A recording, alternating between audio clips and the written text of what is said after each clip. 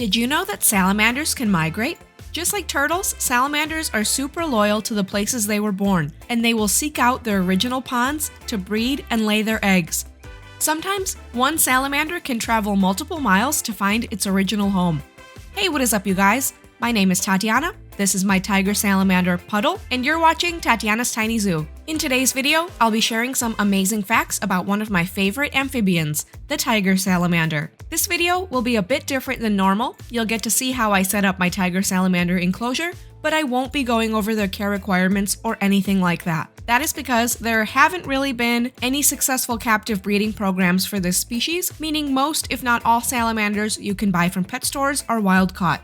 I don't really want to encourage people to take these guys from the wild, so I'll save the detailed care guide until there are more established breeding programs. That being said, these guys are still an incredible amphibian, and I can't wait to share some awesome facts about them with you all. Let's get into it. Here in the United States, we have more species of salamander than anywhere else in the world, with the highest concentration of sallies found in the Appalachian Mountains. However, in Wisconsin, where I'm from, we only have 7 species of salamander, and the tiger salamander is one of them. These guys are the largest land-dwelling salamander in the entire world, growing up to a foot long, and they're also one of the most abundant species of salamander as well. Their range extends from Canada all the way down through Texas and even parts of Mexico. With how big and bright these sallies can be, it can be surprisingly hard to find them out in the wild, even though their populations are pretty high. That's because tiger salamanders are a type of mole salamander. With a name like mole salamander, can you guess where these guys spend most of their time? That's right, they typically live in burrows underground. Some subspecies of tiger salamander will dig their own burrows, while other species will use burrows left behind by other animals like crayfish or ground squirrels. Tiger salamanders don't always look like this grinning, slimy creature, however. These guys are amphibians, which means their bodies go through metamorphosis, or you could call it a transformation. Just like frogs, salamanders start their lives as eggs. Instead of a tadpole, a baby salamander is called a larva, which is really weird because I only associate that word with bugs, but oh well, I guess. These larvae look a lot like another animal you might recognize, an axolotl. That's because axolotls and tiger salamanders are very closely related. Axolotls are also salamanders, but their species decided to spend its entire life in its baby larval state. But guess what?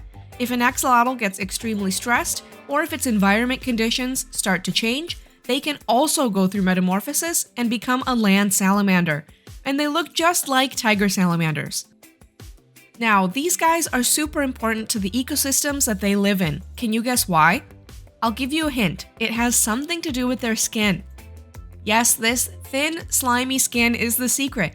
You see, amphibians can breathe through their skin, and they can absorb moisture through it as well. They can also absorb things from humans touching them. Stuff on our hands like soap, lotion, sanitizer, or oil can go straight through an amphibian's skin and enter their bodies. So what do you guys think happens when their ecosystem becomes polluted?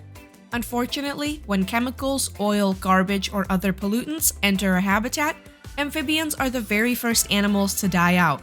Amphibians, including tiger salamanders, are what is known as an environmental indicator species. That means they show us something very important about the quality of their habitat. Their bodies will absorb these toxins faster than any other animal in that environment, and you'll see the die-off of amphibians way sooner than birds, mammals, and even fish. So biologists will pay close attention to all of the amphibians in an area to determine the health of that environment. A healthy ecosystem will be swarming with salamanders.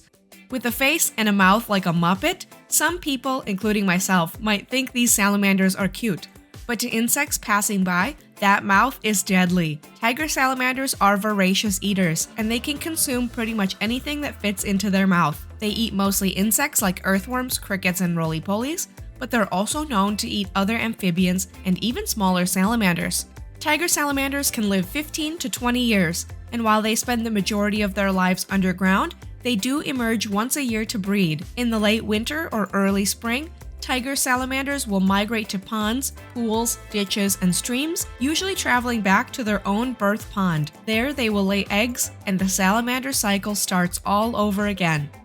Did you learn something new about salamanders today? Let me know in the comments below. I hope you enjoyed this video, and if you want to see more animal content, consider subscribing to my channel and checking me out on Instagram, Facebook, TikTok, or Patreon. Thanks so much for watching. I'll see you guys in the next video.